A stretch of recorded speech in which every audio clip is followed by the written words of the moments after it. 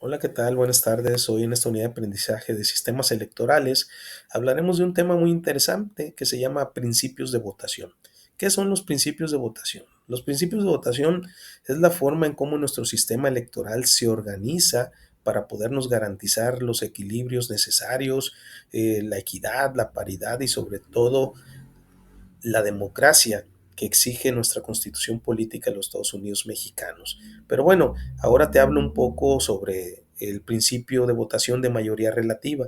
Cuando nosotros acudimos a las urnas para elegir a nuestros representantes del poder legislativos, lo hacemos depositando nuestro sufragio, pero que aquí debemos diferenciar que existen diputados por la vía uninominal y por el principio de votación de mayoría relativa, y existen otros por la vía plurinominal y por la representación proporcional. Te hablo de los primeros. Vamos a imaginarnos que nuestro país, como tú lo sabes, que está dividido políticamente hablando en 32 entidades federativas, ahora nos vamos a imaginar que cada una de esas entidades federativas también las dividimos en distritos federales electorales. La ley es muy clara y nos marca que no puede haber ninguna entidad federativa con menos de dos representaciones.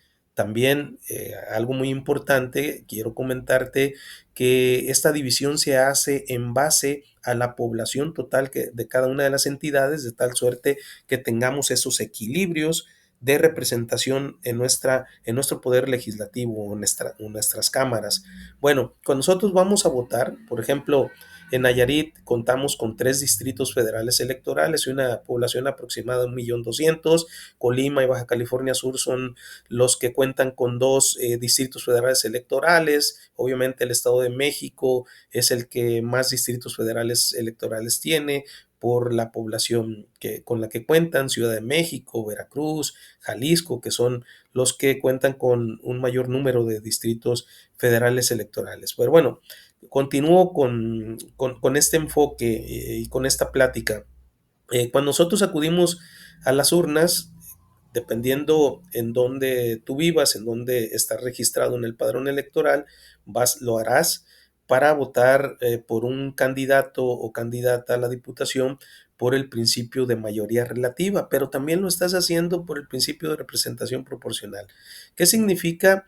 Que vamos y votamos por un candidato o una candidata, que lo hacemos por la vía uninominal porque estamos eligiendo a un solo candidato en el distrito que a nosotros nos pertenece. Ahí es cuando hablamos de la mayoría relativa y ahí es cuando hablamos de la vía uninominal.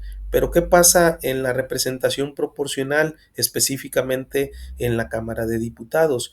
Bueno, en la representación proporcional, esta se basa en que en la Cámara de Diputados elegimos principio de mayoría relativa 300 representantes, y por la vía de representación proporcional elegimos a 200 representantes. Pero ¿de dónde salen estos 200 representantes? Ahora bien, nos vamos a imaginar de nueva cuenta la República Mexicana, pero para estos efectos la vamos a dividir en 5 regiones. Cada una de estas regiones le vamos a llamar circunscripciones. Cada una de estas circunscripciones va a tener su propia cabecera y a otra vez nos vamos a ir a los equilibrios de la población. Es decir, en base al número de población es que vamos a dividir en estas 5 circunscripciones a nuestro país. Por ejemplo, nosotros en Nayarit pertenecemos a la circunscripción número 1 con las entidades federativas como Baja California Sur, Baja California, Sonora, Chihuahua, Sinaloa, Nayarit, Durango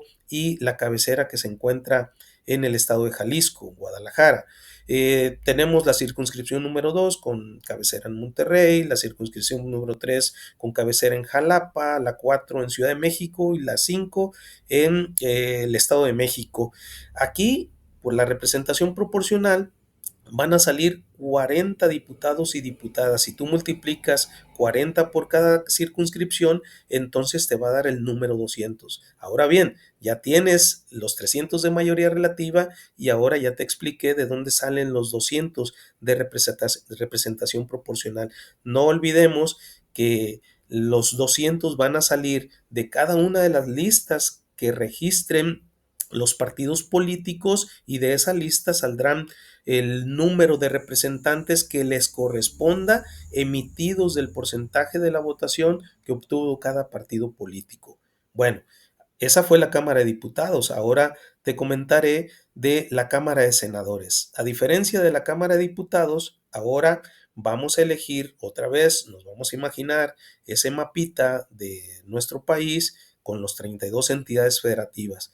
Por el principio de votación de mayoría relativa, los senadores van a elegir en cada uno, o vamos a elegir en la Cámara de Senadores por cada una de las entidades federativas, elegiremos a dos, porque los partidos políticos aquí van a registrar fórmulas de dos candidatos o candidatas, sea encabezado por hombre o sea encabezado por mujer. En todos los casos tiene que existir esa paridad y esos equilibrios de los que estamos hablando. Entonces, nosotros, los ciudadanos, vamos a elegir a dos de mayoría relativa por cada entidad federativa. Si tú multiplicas 32 estados por 2 en cada estado, vas a tener a los primeros 64 senadores y senadoras. ¿Qué pasa con los otros 32? Porque recordemos que la Cámara de Diputados se integra por 128, ya tengo 64.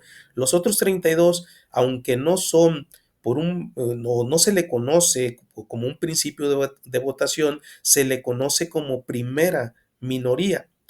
¿Qué es esa primera minoría? De esos partidos políticos que registraron fórmula de dos, pues el partido político que obtenga el segundo lugar va a ser el representante por primera minoría o el senador o senadora por primera minoría, aquel partido que haya obtenido el segundo lugar y lo ocupará la persona que se haya designado en la primera fórmula. Es decir, si yo registré a Juan y a Juana, entonces, y mi partido político queda en segundo lugar, Juan será el representante por primera minoría.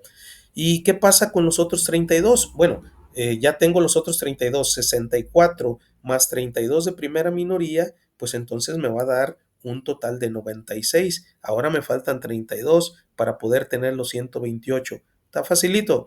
Los otros 32 que son de representación proporcional, otra vez volvemos a hablar de un principio de votación, estos se van a obtener de una sola circunscripción. No vamos a dividir el país en 5 circunscripciones, ahora vamos a hablar de una sola circunscripción que es todo el país, en la cual también los partidos políticos tendrán que hacer un registro de todos sus candidatos por este principio de votación que es el de representación proporcional, y dependiendo del porcentaje de votación, al final, el Instituto Nacional Electoral dará a conocer quiénes serán estos representantes por este principio de votación, representación proporcional, y allí tendrás ya a tus 128 senadores.